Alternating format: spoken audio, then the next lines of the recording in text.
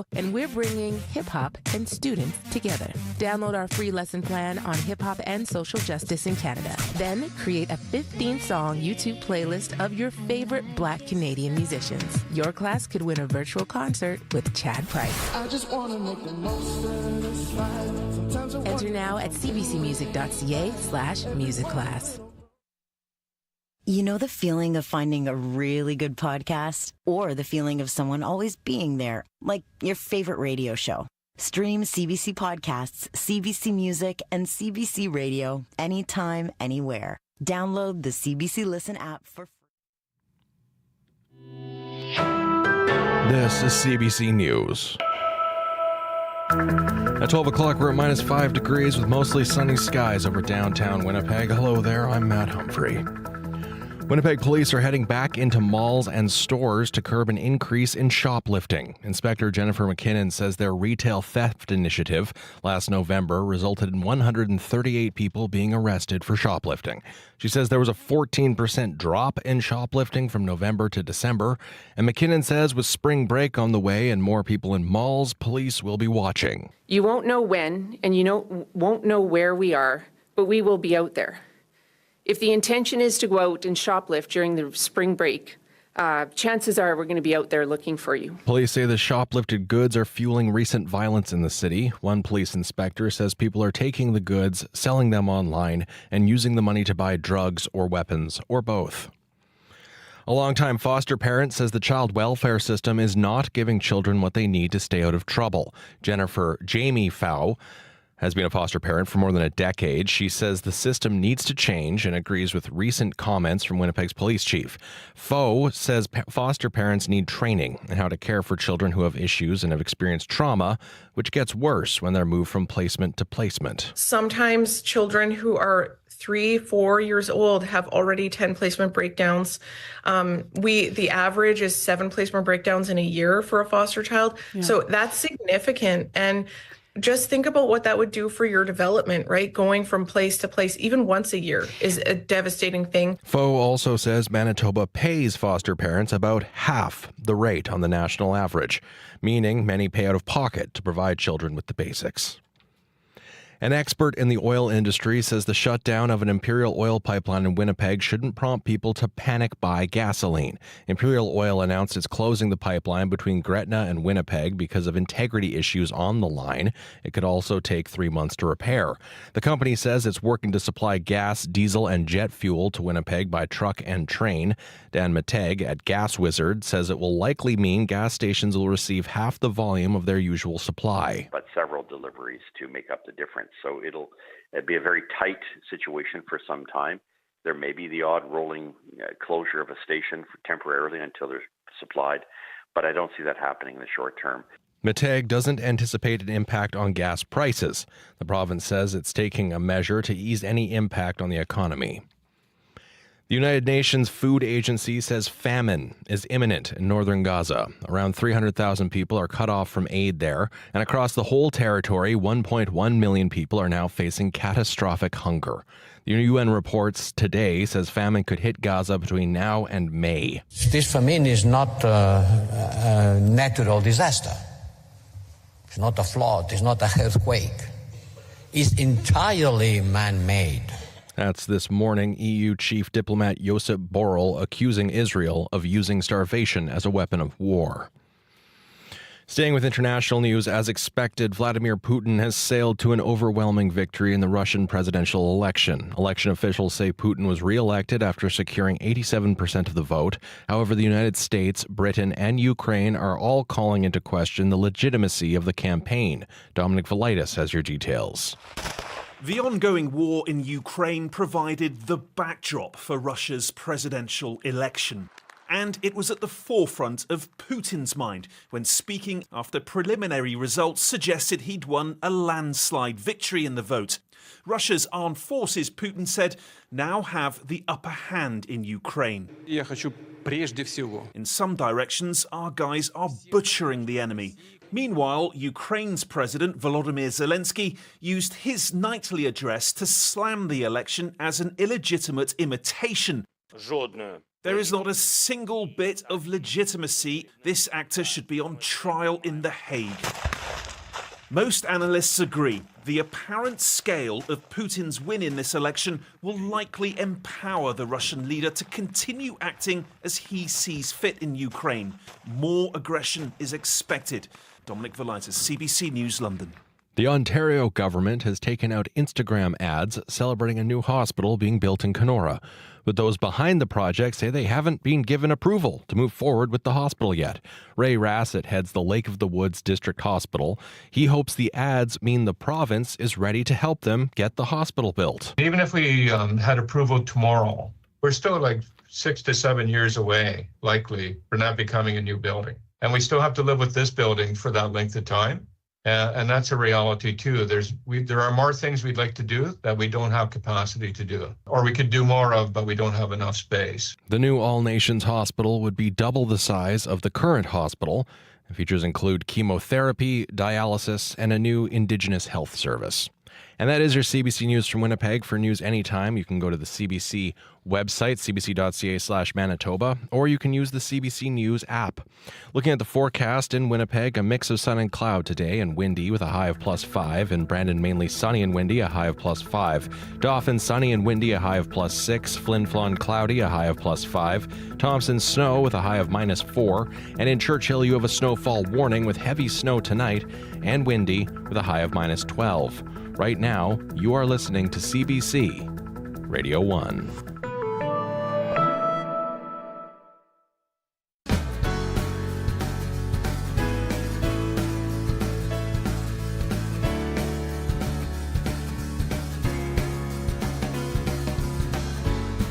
Good afternoon, Manitoba. You're listening to Radio Noon here on CBC Radio 1, 89.3 FM, 990 AM in Winnipeg, 97.9 FM in Brandon, and 100.9 FM in Thompson. Everywhere on your CBC Listen app, and of course on our YouTube live stream on our CBC Manitoba YouTube page. It's Monday, March 18th. My name is Chloe Friesen. I'm filling in for Marjorie Dowhouse. Thank you for spending your afternoon with us. Coming up on the show, pothole season is here in full force. People in Brandon have had to adjust the way they drive around the city to avoid some big ones. We'll hear from them coming up. But first on the show, 2 previously cancelled events are returning to the Royal Manitoba Winter Fair, to the dismay of animal rights advocates. We'll learn more about these events and why the group Animal Justice wants to see them come to an end.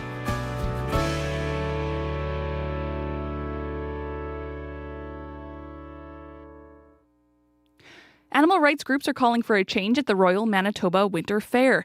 The annual agricultural event, which takes place in Brandon, is full of tradition, but the Winnipeg Humane Society and Animal Justice say that some of their traditions harm animals and need to stop. Caitlin Mitchell is with the National Animal Law Organization Animal Justice. Hi, Caitlin. Hi there. Now, what events at the fair are you trying to cancel? So the fair is going ahead with a number of events this year, and most of which we don't have a problem with. But the 2 at issue are the calf scramble event and the sheep wrangling event, also known as mutton busting. So these are 2 events that involve children or young adults essentially chasing, tackling, wrestling animals, all in the name of entertainment. And so we are very hopeful that the organizers will make the right call and cancel these events for good. What effect do these types of events have on the animals, as far as you know? The events certainly put animals at risk of physical injury because they're being tackled, grabbed at, chased. But we also know that they cause extreme stress to these animals. We're talking about calves or sheep that are placed in a loud environment with cheering crowds. They have children sometimes on their backs, grabbing onto their wool, ears, and heads, or chasing and tackling calves around an arena, all while the applause happens. So, you can imagine it's an incredibly distressing experience for these animals, and it's also completely unnecessary. These events, they're now named, quote, Barnyard Challenge featuring calves and, quote, sheep wrangling. How do you know that these are the same events that you've tried to cancel in the past? In 2022, as you pointed out, the organizers decided not to go ahead with a pig scramble and a calf scramble. And so we were really surprised to see the events happening this year. We have been able to confirm by email that the Barnyard Challenge involving calves is nothing more than a calf scramble, and that the sheep wrangling event is also called mutton busting. So the organizers themselves have confirmed that. And the interesting thing is that the calf scramble webpage, they didn't actually change the URL. So it still says calf scramble there as well. So, putting a new name on these outdated events really does nothing to protect the animals. Do you have any idea why they might have been renamed, these events? Well, I could speculate that they may have been renamed in a way to make them sound different than the events that have caused such uproar in past years and that have been canceled because of concerns about potential legal violations. I'm not an organizer, so I don't know for sure. But we were surprised to see those events on the webpage, and we thought perhaps they were different. But we're really, really disappointed to find out that it's really just a new name put on the same old events that are really, really completely outdated and unnecessary, and were canceled in 2022. Caitlin, do we see these events, these type of events, held anywhere else in Canada? Is this common? We're seeing fewer and fewer of these events because this is really not in 2024 a way to educate children about animals. So we've seen fairs in Ontario, Nova Scotia, New Brunswick, Prince Edward Island. We've seen them canceling their animal scrambles and replacing them with events that really are fun and educational for children. So it's really disappointing that the Manitoba Fair is choosing to continue with these practices when so many fairs are deciding to really bring their events into this century and create fun and compassionate environments for children and animals. Now, animals are a major part of the Royal Manitoba Winter Fair. There's horse shows, dog shows, petting zoos, more. Some folks might push back and say nothing should change. How would you respond to that? Well, we certainly don't want to interfere with the fair. I understand it has really strong roots in the community, but these events, I think most, in fact, would agree that they do need to change. In 2022, part of the reason these fairs were canceled or these events were canceled is because hundreds of Manitobans reached out to the organizers and told them that they did not see a place for these events in Manitoba anymore.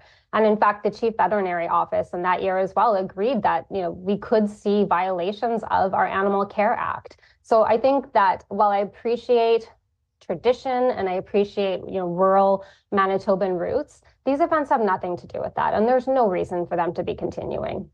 Now, the fair begins in exactly a week, I believe. What action are you taking as an organization?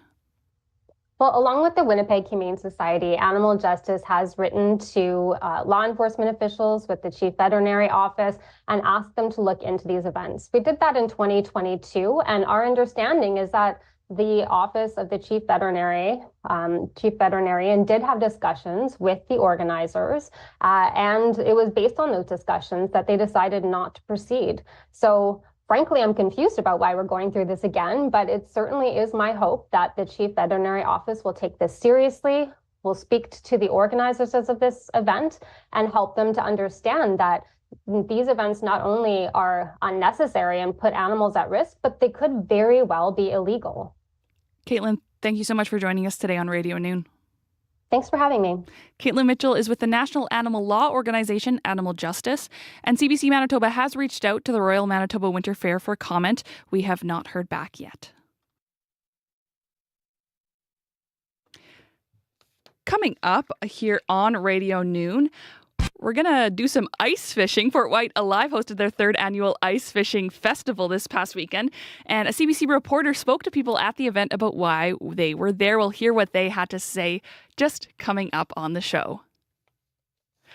Looking at your weather, we're seeing above seasonal temperatures in the south today. A cold front will push through on Tuesday, so those temperatures will drop to below normal for the rest of the week. We've got a snowfall warning for the Hudson Bay coast as well. A few temperatures across the province. It's minus 15 in Churchill, minus 11 in Island Lake, minus 6 in Thompson, Shoal Lake, Norway House, and Gimli, minus 5 in Winnipeg, minus 4 in Brandon, minus 3 in Portage, Flin Flon, you're at 0, and we're +2 in the paw. We are experiencing some technical difficulties, so I'm glad that you're sticking with us. Thank you for joining us. We're going to move on to that ice fishing story that I mentioned earlier. So this past weekend, Fort White Alive hosted their 3rd annual free ice fishing festival. Hundreds of people spent part of the day ice fishing in southeast Winnipeg. CBC reporter Jemima Columba spoke to people on the ice about why they were there. Fantastic. We're having great fun so far. Are we? It's first time for me as well. Yeah? How are you liking it? Good. It's a fantastic day to be out and about in the nature and trying something new as a family. Yeah. Have you got a fish yet? Not yet. We just Not yet. Roadio. Soon, hopefully. Yeah. I think it's exciting, and the ice and the fishing, I think it's very nice. Yeah. Lift it up. Oh, it's got a minnow inside. How do you like it so far? It's amazing. Yeah? What's their favorite part? Catching the fish. Oh, how many have you caught today? 6 or 7. 6 or 7? That's very impressive. We kind of lost count. Together. Okay. Yeah. What's the real fish? Mostly perch. We got a pike on, but we lost it right at the hole. Yeah, because it got stuck on the bottom of the hole. Well, we've seen 2 species caught so far, northern pike, commonly called jackfish, and yellow perch. Those are the 2 most common caught here. There is walleye here, but none have been caught today so far. And by sampling these fish, it's going to be a start. The information we get will be used for further planning. What sort of fish is it?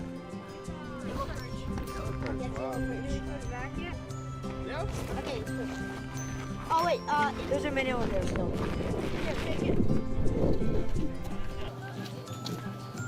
Fantastic. We're having great fun so far. Are we? It's first time for me as well. Yeah? How are you liking it?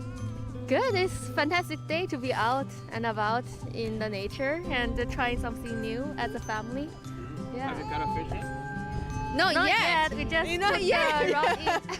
Soon, hopefully. Yeah. I think it's exciting, and the ice and the fishing, I think it's very nice. Yeah. Lift it up. Oh, it's got a minnow inside. How do you like it so far? It's amazing. Yeah? What's their favorite part? Catching the fish. Oh, how many have you caught today? 6 or 7. 6 or 7? That's very impressive. We kind of lost count. Together. Okay. Yeah. What's the real fish? Mostly perch. We got a pike on, but we lost it right at the hole. Yeah, because it got stuck on the bottom of the hole. Well, we've seen 2 species caught so far, northern pike, commonly called jackfish, and yellow perch. Those are the 2 most common caught here. There is walleye here, but none have been caught today so far. And by sampling these fish, it's going to be a start. The information we get will be used for further planning. What sort of fish is it?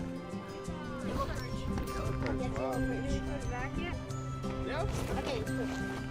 Oh wait, there's a minnow in there still.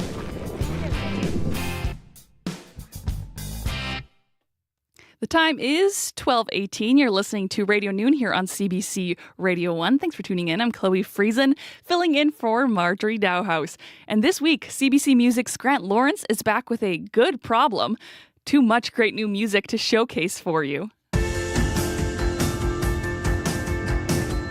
Well, today I'd like to share the story of an award-winning, gold-selling Quebec band called Clay and Friends. They're known throughout Quebec and Europe for their supercharged live shows and their music, which is a playful, upbeat melding of hip-hop, soul, funk, and folk. They are very successful, and they are completely independent. No record label representation whatsoever. Here's Clay and Friends with arguably their biggest song called Going Up the Coast. I was going up the coast in a minivan that broke, like my verse when I told you I was leaving. Pack my bag up, sick of home, never homesick down the road. In my room by the moon with Yeah, that's Clay and Friends with their hit Going Up the Coast, which has been certified gold in Canada with, again, no record label. That's 40,000 in sales and over 20 million listens to date. It's from their 2018 album La Musica Populaire de Verdun, which is a reference to their hometown of Verdun, Quebec. And it has become their mission statement for this band, which has played over 2,000 shows in Canada and Europe since their formation 10 years ago. Come on, bouge ton pain, comme s'il y avait personne d'autre ici. Get out, get down, come on, bouge ton pain, comme s'il y avait personne d'autre ici. Oh, I'm so glad you could stay now. Yeah. From 2021, that is the super funky tune from Clay and Friends called Bouge Ton Thang, the video for which has racked up over 350,000 views and counting. On March 15th, 2024, Clay and Friends released their new EP called Stunt, which features a new single called Good Problem, featuring the Polaris Prize-winning Montreal artist Pierre Quenders on the track. It taps into Pierre's unique take on African music. The song is called Good Problem, and it's currently climbing the CBC Music Top 20. Watch for Clay and Friends to be touring across Canada this spring with shows in Montreal, Ottawa, Toronto, and Vancouver. And Good Problem is the song that you need to add to your new music playlist for this week. I'm Grant Lawrence from CBC Music. I'll check in with you again soon. Here's Clay and Friends with Pierre Quenders. You are good problem, a problem I could keep in my pocket. Now you are good problem, a problem I'ma keep for myself. Government killing me softly, call me by my government name. I'm off the berry white, yeah. Flower boy, only got eyes for you. Calling you shawty like sweet taboo. Underlay, tell me you when you cross my mind. Cause you are good problem, a problem I could keep in my pocket. Now you are good problem, a problem I'ma keep for myself.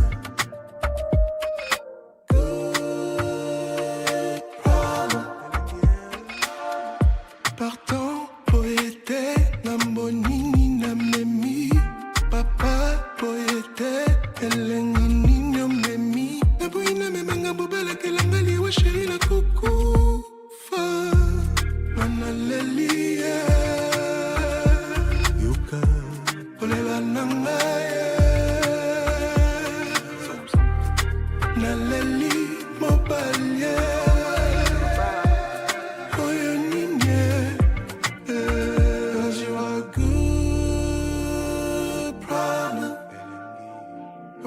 I could keep in my pocket.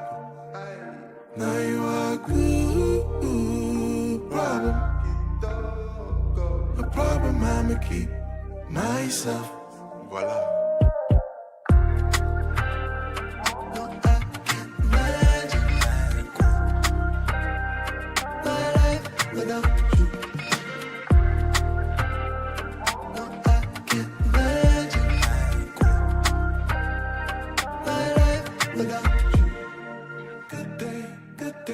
Gonna be a good day, good day. So many troubles away. Say, no, I can't imagine my life without you. Gemini, what it starts to say.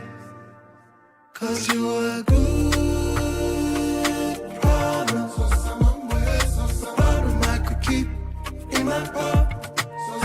Now you are good problem, a problem I'ma keep myself.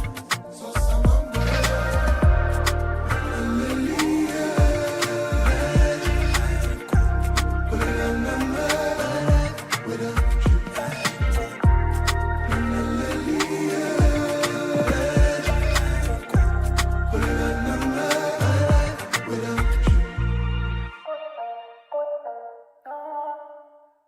That's Clay and Friends from Verdun, Quebec, with their new song Good Problem featuring Pierre Quenders. And Grant Lawrence is the host of the CBC Music Top 20. All over Turtle Island, host Rosanna Deerchild welcomes you to Unreserved. Indigenous peoples are retelling history through an Indigenous lens. Unreserved, celebrating 10 years, looking back at how far we've come, and looking forward to the journey ahead. How do we keep the story going? Unreserved with Rosanna Deerchild. Now at a new time, Sunday afternoon at 2:30 in Newfoundland, 3 Pacific, 4 Mountain, and on demand on CBC Listen. Coming up on 12:25 here. My name is Chloe Friesen, filling in for Marjorie Dowhouse here on Radio Noon. And hello to Travis Peterson, who is making us look so lovely on our YouTube live stream. Hello to our viewers on YouTube at the CBC Manitoba YouTube page. Thank you to Dylan Longhurst, our show director and technician. Now, it won't be long before spring is here. That's actually tomorrow. And for many people, it means a new outfit or two to help welcome the warmer weather. And an updated look can sometimes bring compliments, which is nice in some situations. But comments about fashion and a person's physical appearance can be tricky when it comes to the workplace. CBC's Blair Sanderson hit the streets to find out where the line is when it comes to flattery on the job. Hello. Hello. What kind of work do you do? Work in the university sector. Administration. I work in a Crown Corporation. Retail work. I do food sales. I actually work as an RN. Geographer. When, if ever, is it okay to compliment someone's appearance at work? That's tricky. It depends on how you do it. If it's very like, oh, this shirt looks nice on you. Oh, your hair looks lovely today. It depends on like how casual I think it's given, the compliment. Right, so if it appears that this person has been giving it like a lot of thought, maybe then then it's a little much. I mean, appearance-based compliments are still even on the edge. I would just avoid appearance-based comments in general. You could probably rub somebody the wrong way, potentially. Maybe if they're the same gender as I am, but other than that, no. Why does that matter? It's a good question. I don't know. It's just a cultural norm, I guess. But no, I wouldn't. Very rarely would I comment on someone's appearance. Well, I wouldn't comment on someone's body or anything like that, but I would comment like on like the clothing that they're wearing if I like their like sweater or something like that. But yeah. Right. So you could say, "Oh, I really like that sweater you're wearing." Yeah. But you wouldn't say, "I really like that sweater you're wearing. It brings out your shoulders." No, wouldn't say so. Yeah, it's different for everyone, I would say. I mean, as long as it's not going to make anyone feel uncomfortable or objectified, I think it's fine. I've certainly had coworkers compliment me before, and it's done nothing but make me feel good. But again, you just want to make sure everyone's comfortable. I think it depends on like normal interactions. Like if a guy is complimenting a woman, but all he ever does is compliment stuff, then it's a little, if that's the only interaction you two are having, then it's a little creepy. But if you're like casual friends who will talk about other things, then it's like, it's coming from more of a like less weird space. Right. So it's basically a judgment call. You have to kind of read the room a little bit. Exactly. Do you think everybody is equipped with that kind of a skill? No. I'm very, very careful to do that. I don't want to cross lines, and sometimes I ask, is it okay if I compliment you about how you or what you're wearing today? Yeah. Really? Yeah. Ask permission to. Yeah. And I'm not a Canadian, so I'm not crossing any lines and stepping on any feet. You've seen him do this? Yes, I have. Well, I mean, sometimes it'd be if they're dressed particularly well, they're wearing a new outfit.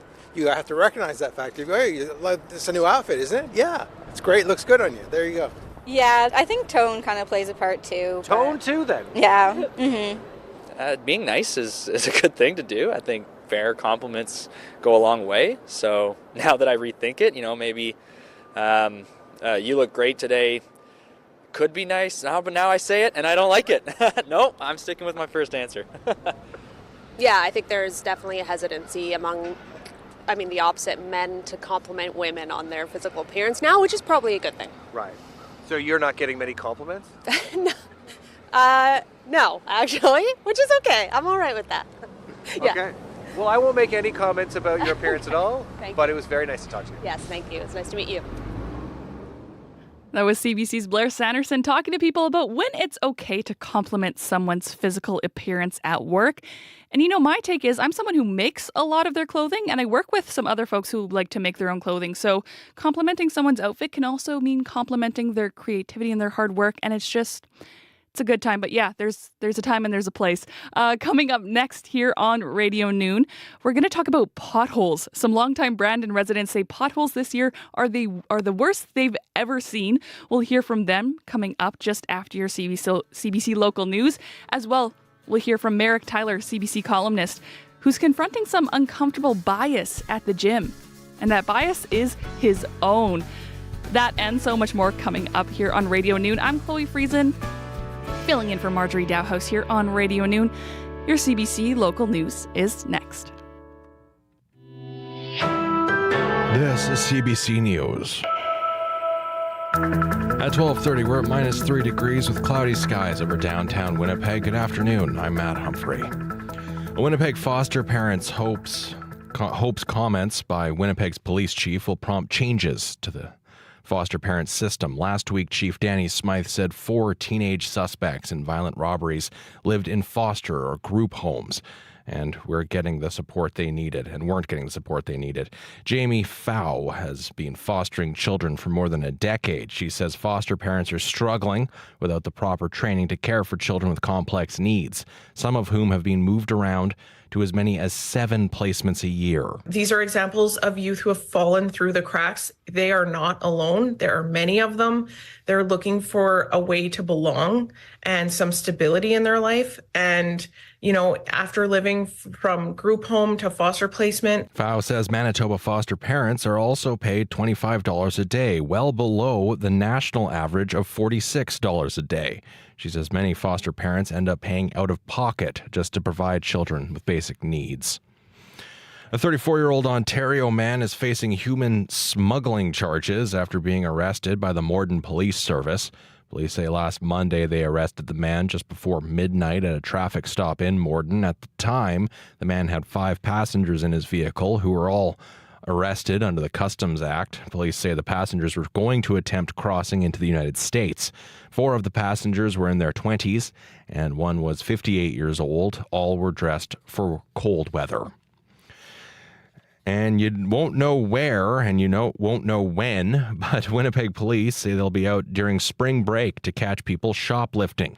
During the winter holidays, police conducted the Retail Theft Initiative. 138 people were arrested, and shoplifting dropped by 14% from November through December. Now, Inspector Max Waddell says shoplifting is more than just a monetary loss for businesses. Retail theft is driving much of the violent crime you're seeing in the city today. When criminals steal goods from stores, they are turning the goods into cash. That's done in the underground market, that's done in the black market. And when they convert the property to cash, they're then often buying illicit drugs, potentially weapons. Waddell says in some cases they're also buying firearms. He says during Project Falcon, which saw an increased police presence around Polo Park, police made more than 300 arrests. And that's your CBC News from Winnipeg. For news anytime, go to cbc.ca/Manitoba. Thank you so much, Matt. How you doing, Chloe? I'm doing pretty good. Happy to be here. I love Radio Noon. Oh, it's the best. It's the best. As someone who grew up in rural Manitoba, it feels like home. Aw. It's lovely. That's sweet. How are you? I'm great. Enjoying the weather. That's excellent. Speaking of weather, good segue. Thank you. Riley Lachuk joins us here in studio. Bye, Matt. He's gone. Riley Lachuk joins us in studio now for a look at our weather forecast. Things are going to get colder out there, hey? Yeah, we're looking at a return to below seasonal temperatures, Chloe. Think of it like this. We're kind of making up for what we didn't get through January and February. We're getting that cold push of air moving in. So I can't complain all that much. Yeah, not weather to be complaining about because we'll see some sunnier conditions over the next week too. I'll take it. We'll take it. We do have a snowfall warning in place though for the Hudson Bay coast over into the Tuduli Lake region in the extreme far north of Manitoba. We're expecting 10 to 15 centimeters of snow along the Hudson Bay coast in particular by the time we get to Tuesday.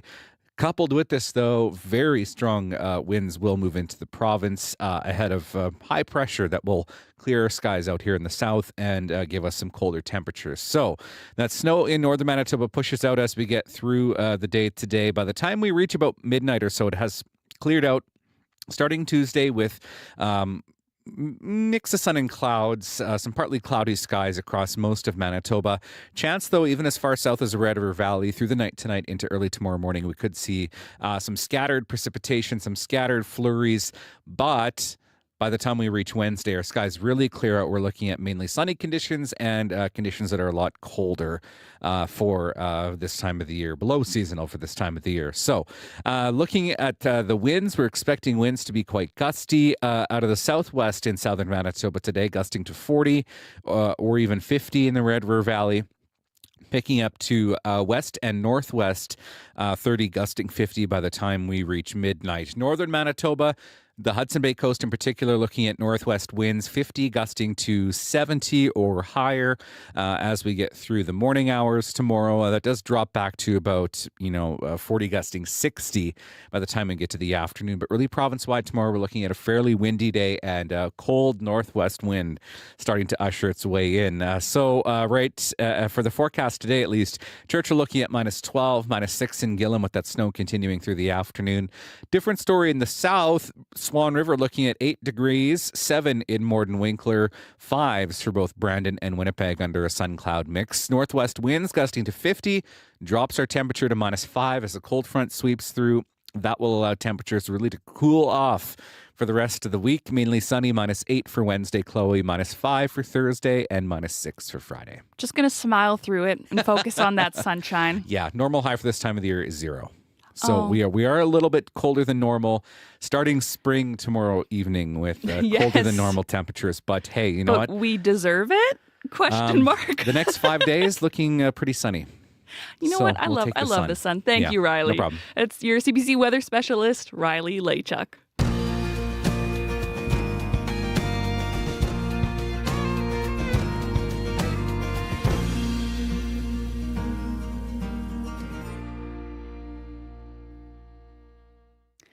Happy pothole season. Probably not a phrase that many of us utter, but across the province, Manitobans are swerving and adjusting their routes to avoid the vehicular version of a rolled ankle. And in Brandon, things are especially bad this year, according to some residents. CBC's Chelsea Kemp hit the streets to hear how Brandonites feel about the onslaught of potholes, starting with longtime resident Andrew Strahl. They're a challenge. Yeah, it's picking anywhere to go. Even the side streets are crumbling, and it's the worst I've ever seen it, and I've lived here my whole life. What do you drive? I drive a minivan, so it's a little higher than most little cars, but we also have a Honda Civic, and getting around is an absolute chore. Are there any roads you're just flat out avoiding right now? Pretty much all the major ones. 18th Street is terrible. I think 26th Street has been bad for a number of years. Yeah, and it's just getting worse. First Street is really bad, and any double lane that the right-hand lane is almost undrivable. Does it ever get to the point where you're like, I'm going to stay home because I don't feel like driving? Unfortunately, I don't get that choice, so I have to get out. But yeah, I take a lot of side streets and drive slow, and a lot of times you're swerving to miss things, so hopefully nobody's coming at you. What do you want to see the city and the province do? Because some roads are province, some are city. I think we're all in the same boat, so playing the blame game is not going to help anybody. And at the end of the day, patch the road, and if it's a provincial thing, send the bill to the province. But there needs to be an agreement in place that everybody can work on them all at the same time. My name is Arthur. We are in the Brandon almost 50 years now. How do potholes look like after living here so long? I shouldn't say that it is especially, but I do find that there are many pothole everywhere, particularly in the 18th Street too. But probably more busy, in the street, which is understandable. What do you drive? I drive slowly. That's all, and. But we have to take extra precaution, particularly in the nighttime. It is a little bit more even more cautious. You can't see it. I hope that the government try the best to fix it up, and this is less hassle. But we know that they have many other priority too, Tasha, adults. How are the potholes right now? Terrible. Yeah, it's not good. I don't know what they're gonna do about it, but it sucks. What do you drive? A Honda Civic. So yeah, when I go through them, it's just like I'm all over the place. It's not good. Yeah. Do you find, are you changing your routes around Brandon just to try and avoid potholes? Actually, yeah, like I'm not even from here anymore. I'm from Boissevain. So when I come here, I see a huge difference because the roads in Boissevain are good. Yeah. Have you ever seen it like this? No, not really. No, can't say I have. What do you want to see happen in the city to make it hopefully a little bit better? I don't know. They need to do something about the roads. I don't know what they're going to do, but hopefully fix the problem. Shelley Kirk. Roxy Espinel. Both from Brandon? No, we're from Hamiota, an hour outside of town. So you planned your trip here today around potholes? Pretty much. Why? Because you might fall into one and never come back. And we didn't want our purchase to break in case it got shook around in the box of the truck. What did you come to town for? Well, we came for a big sale at the Green Spot, and we knew there was pots, so we got some nice pots, so we don't want them to break, so we left them there, do everything else, and we'll go back. Right. How would you two describe driving around right now in Brandon? Very bumpy. A little terrifying. And, I don't know, it feels like you're all over the place. Yeah. Because you're trying to avoid, I'm just glad I brought the truck, so I can go up onto the curb and back down. That's easier than the pothole. That's how people in Brandon feel about the current pothole problem. And they were speaking with the CBC's Chelsea Kemp. And we've got a song now that you might want to keep in mind as you're traveling over some potholes. This is Madeline Roger with Take My Time.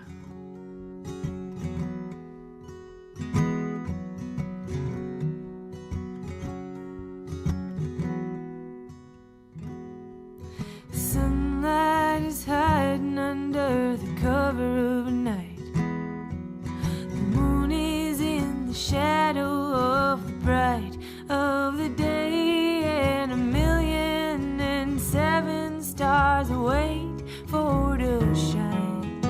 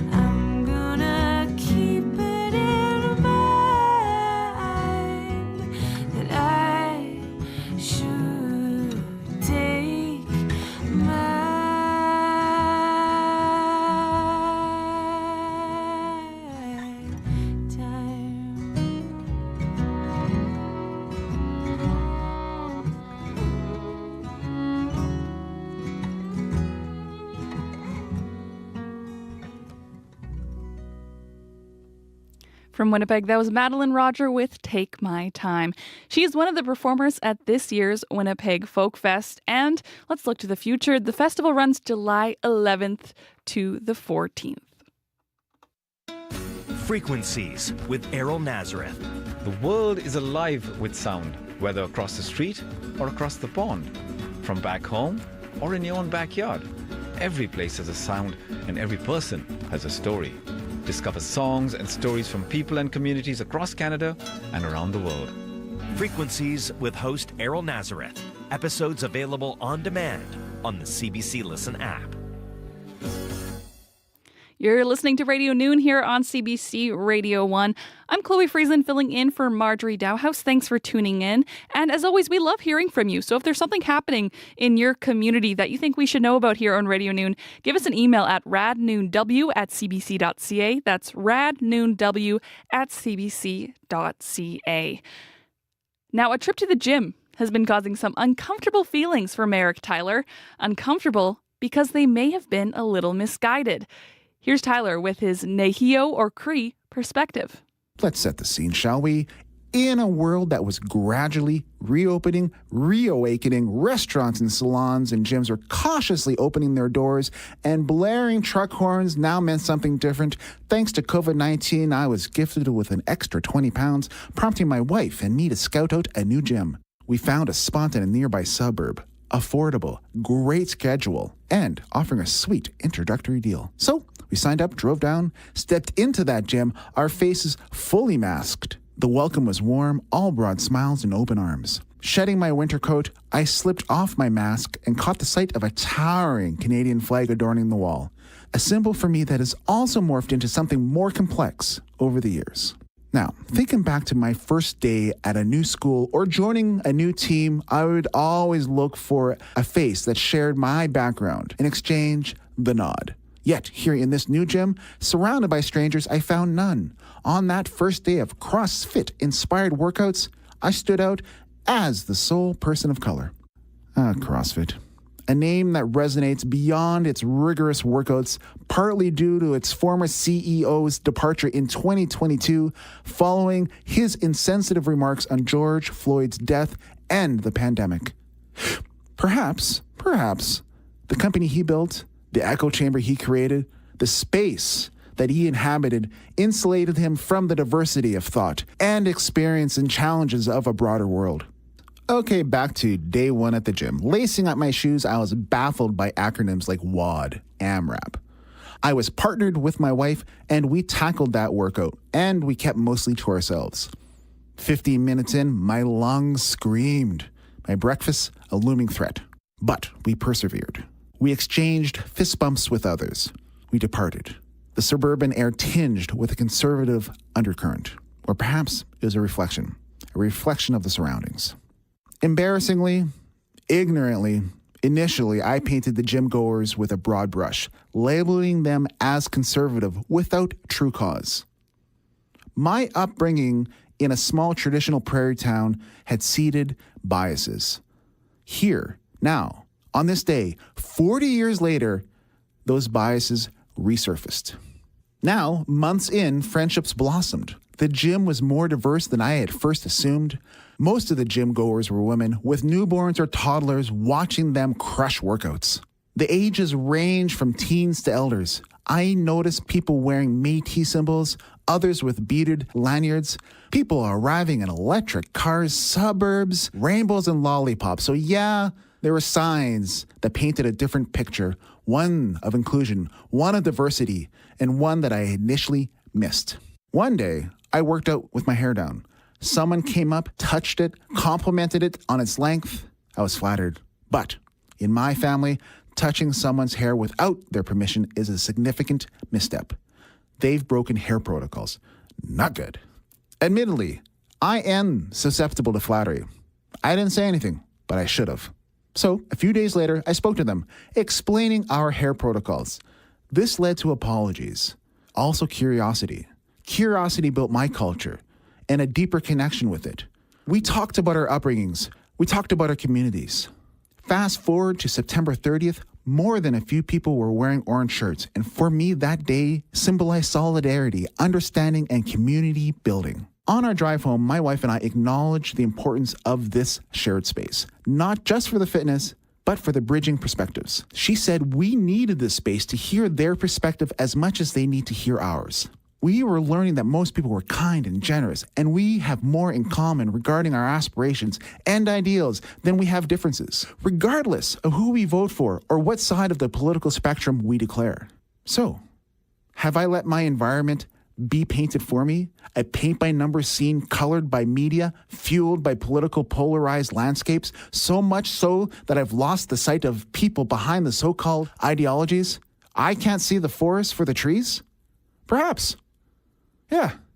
But now, here, post-pandemic, I see the importance of communal spaces for healing, physically, emotionally, and socially. Today, community building has never been so necessary, and for me, it just turned out to be a sweaty gym in the suburbs filled with mums and dads and some kids watching it all go down.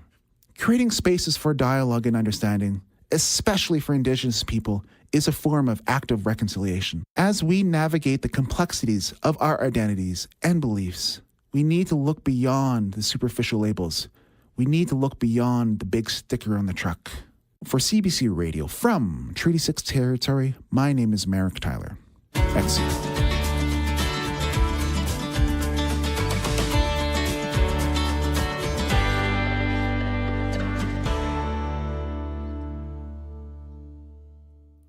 It was 4 years ago last week that the world first started to shut down for COVID-19.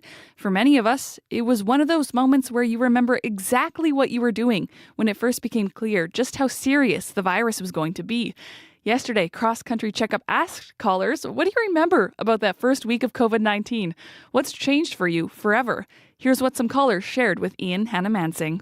4 years ago, I went in for an ultrasound for my first child who was due on March 17th. And the results of that ultrasound sent me right to the Queens by Carleton Hospital, where I was induced for labor. And in 2 days, period of time, the world changed completely for us. From one moment we were outside the hospital and everything was still open, there was this news of, a widespread illness, and then on the other side of coming out, my daughter was born on the 14th, and then by the time we got out of the hospital on the 16th, everything had completely changed. And in addition, I had a brand new baby to take with me on the outside. I've been a doping control officer for the Canadian Centre for Ethics in Sport for 30 years now. And our job is to select and test athletes, mostly, Canada's national teams, Olympic. And at the start of that week, I was up in Whistler testing 4 losers. I get a phone call from Ottawa at 10 o'clock my time and saying, you need to shut down everything right now.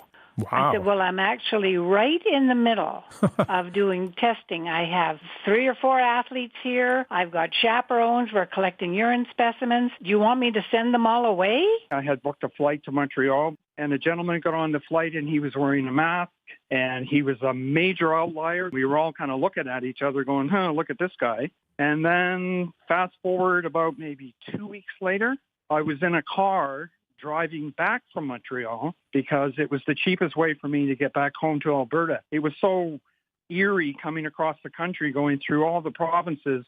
Nobody's on the road. It happened so quickly. I had a surgery scheduled in Montreal, a cancer surgery. My husband was going to stay, but when we arrived at the hospital, that's when we found out that there was no longer visitors. I did the surgery, without the support of my husband there, which I thought I was going to have, and so my family kind of shut down, Mm-hmm. So, but so did the world. So we have the experience of going through my treatment and kind of coping with that, and then at the same time, the pandemic going on, and everybody else was kind of like at home, kind of doing their best too. So I kind of feel like that little break from life that I had, everybody had it in a way.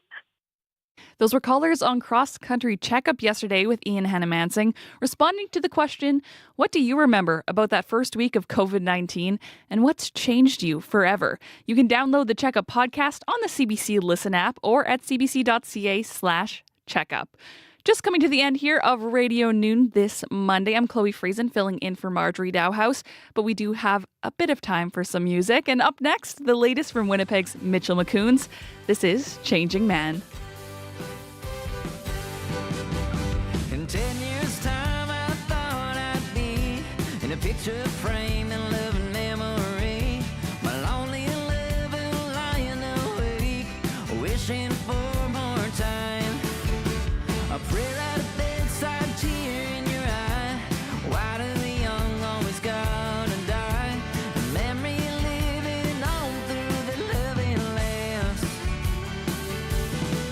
Well, I turn it all around. Yeah, you should see me now. I quit drinking up cheap whiskey and fighting, I get mad. Buying all my happiness, getting high when I feel sad. Oh, it feels good to say that I'm coming of age. Got a brand new life and a brand new plan. I'm a changing man. Got a brand new life and a brand new plan. I'm a changing man.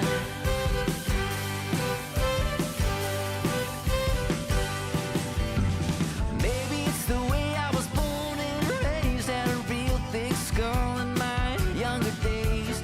Never thought of much more than getting by. Well, I've turned all around. Yeah, you should see me now. I quit drinking up cheap whiskey and fighting, I get mad. Buying all my happiness, getting high when I feel sad. Oh, it feels good to say that I'm coming of age. Got a brand new life and a brand new plan. I'm a changing man. Got a brand new life and a brand new plan. I'm a changing man.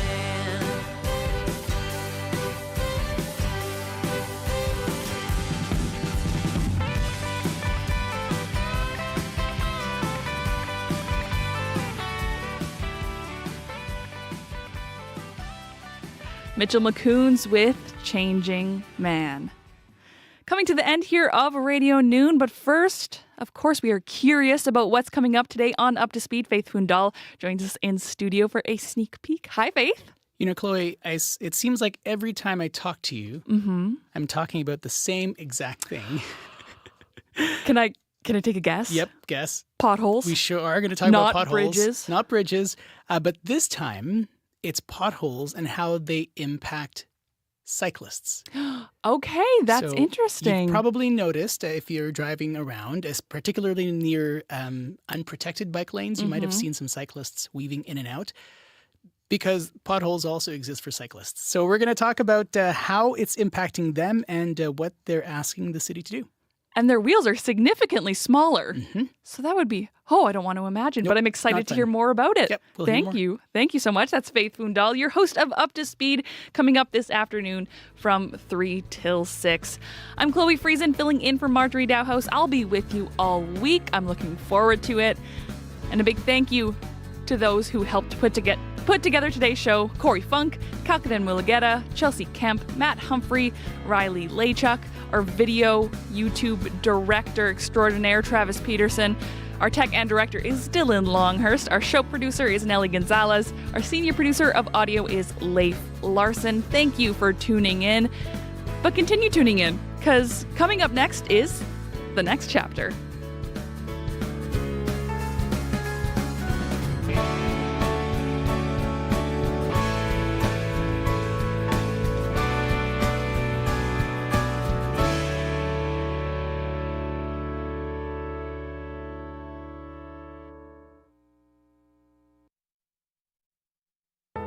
Your home.